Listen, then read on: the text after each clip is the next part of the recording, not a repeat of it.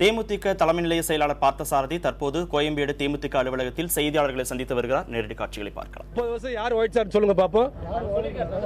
யாரு அவர் 30 வருஷம் சொன்னா அவரே சொல்லிக்கலாம். ஒரு நிமிஷம்.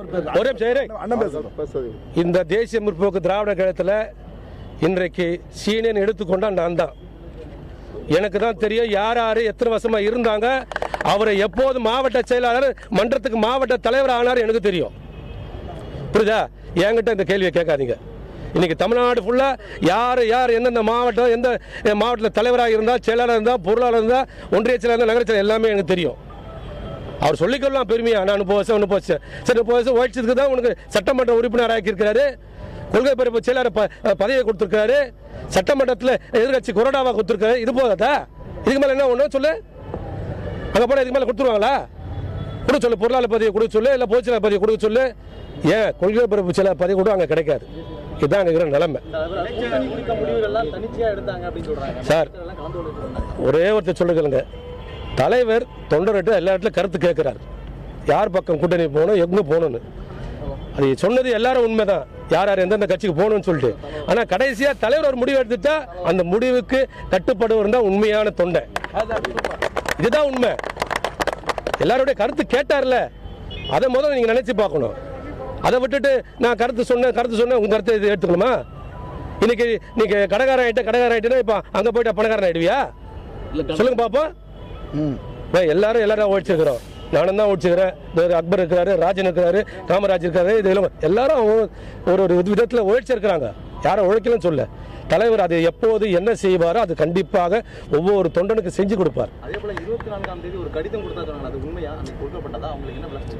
சார் இது போல தமிழ்நாட்டில் எவ்வளோ பேர் கடிதம் அனுப்புறாங்க? 10 பேர் 100 பேர் 1000 கடிதம் வருது. எல்லா கடிதமும் பிரித்து பார்த்து படிக்கிறாரு. படிக்காமலாம் கிடையாது. அது வந்து அவருக்கே தெரியும். படிக்கலன்னு யாருமே மறுப்பு சொல்ல முடியாது. கொள்கை பரப்பு செயலாளர் சேர்ந்து ஒரு கடிதமா கொடுத்திருக்காங்க. அதுதான் நான் சொல்றேன்ல, கடிதம் கொடுத்தது உண்மையா இருந்தா எல்லா கடிதத்தையும் பிரிச்சு பார்த்து தான் இருக்கிறோம். நீ வாய்மொழியாவோ உத்தரவு சொல்லியிருக்கிறீங்க, கடிதத்துல சொல்லியிருக்கீங்க. அது மாதிரி நானும் சொன்னேன்.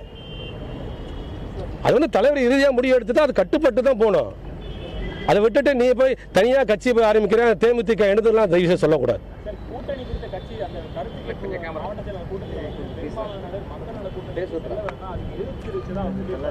சார் மக்கள் நல கூட்டணிக்கு செல்ல வேண்டாம் தயவுசெய்து சொல்லல.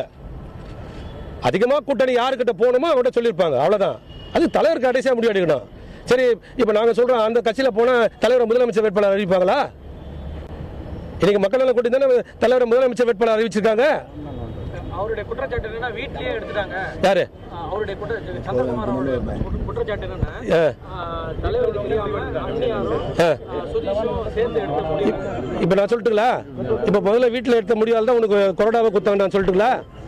அப்ப உனக்கு சந்தோஷம் வந்ததா? சொல்லு பாப்போம். அதெல்லாம் கிடையாது. இன்னைக்கு கட்சி ஆரம்பிச்சு உனக்கு கொள்கை பரப்பு செயலாளர் கொடுத்தாங்கல்ல, எனக்கு தலைமையில் செயலாளர் கொடுத்தாங்கல்ல. இது முழுக்க தலைவரால் கொடுக்கப்பட்ட பதவி. இதுதான் உண்மை. அதை விட்டுட்டு வெளியே போயிட்ட பேருக்கு 1000 காரணம் 1000 சொல்லலாம். என்ன வேணா குத்தம் சொல்லலாம். உள்ள இருக்கும் போதே நீ எதிர்த்து இல்லைங்க நான் இப்படிதாங்க இருப்பேன் அப்படி சொல்லியிருந்தீங்கன்னா ஒரு உண்மையான ஆண்மனுக்கு அழகு. இதுதான் உண்மை. சார் தமிழ்நாட்டில் 4 அணிலாம் ஆரம்பிச்ச காலெல்லாம் நான் பார்த்துருக்கிறேன். பாமகவை எவ்வளோ உடைச்சாங்க, திமுகவை எவ்வளோ உடைச்சாங்க, எல்லா கட்சியும் உடைச்சிருக்காங்க சார். இதெல்லாம் வந்து ஒரு நாள் விளம்பர செய்திங்க. ஒரு வாரத்துக்கு விளம்பர செய்தி தான் இதெல்லாம் வரும். அதுக்கப்புறமா வந்து அவங்க எங்க இருக்காங்களோ ஏது இருக்காங்களோ தெரியாது. இது ஒன்றும் கிடையாது. உதாரணத்துக்கு கடலூர்ல துரை மகாதேவன் ஒருத்தர் இருக்காரு. அவர் வந்து 2006 எங்க கட்சி சின்னத்தில் நின்று ஒன்றிய கவுன்சிலர் தேர்ந்தெடுத்தாரு. அன்னைக்கு இருந்த ஆளுங்கட்சிக்காரர் அவனை வான்னு சொல்லி கூட்டிட்டு போயிட்டாங்க. அவரும் கொஞ்சம் போயிட்டாரு. ஆனால் போய் 2 வருஷத்துல வந்து இன்னைக்கு வருத்தப்பட்டு 3 வருஷமா தலைவர்கிட்ட வந்து கெஞ்சி கேட்டுக்கிறார். என்னை திரும்ப மீண்டும் தேமுதிக இணைச்சுக்கன்றாரு. என் தலைவர்கிட்ட ஒண்ணு எதிரியை கூட மன்னிச்சிடுவார், துரோகியை மன்னிக்கவே மாட்டார். இதுதான் என் தலைவருடைய. சொல்லுங்க. எதுக்குமே எதுவுமே தேவையில்லைங்க. எல்லா மாவட்ட செயலரும் வராங்க, தலைவருக்கு தைரியப்படுத்தி இருக்கிறாங்க. சார் எல்லா எம்எல்ஏ வந்திருக்காங்க சார், அங்கங்க பேட்டி கொடுத்துருக்காங்க சார். இந்த தலைவர் அவங்க எல்லாம் சந்திக்கிறாரா? சந்திப்பார் சார். சார் தினந்தோறும் சந்திக்கிற தலைவர் தான் சார். புரியுதுல? இதை பாய்ஸ் கார்ல இருந்து மேல இருந்து மைக்ல பேசுற இயக்கம் கிடையாது. நேரடியா இறங்கி போகும்போது நேரம் இறங்கும் போதே இப்போ ஒரு 100 பேர் இல்லை 1000 பேர் பார்த்துடலாம் காரை விட்டு இறங்கும் போதே. அப்படிப்பட்ட தலைவர் தான் நாங்கள் பெற்றிருக்கிறோம். மேலும் சில எம்எல்ஏக்கள் வந்து போவாங்கன்ற மாதிரி யார் வேணா போட்டோம் சார். என் தலைவனை வந்து அழிக்க முடியாது சார். இதுதான் உண்மை. ஓகே.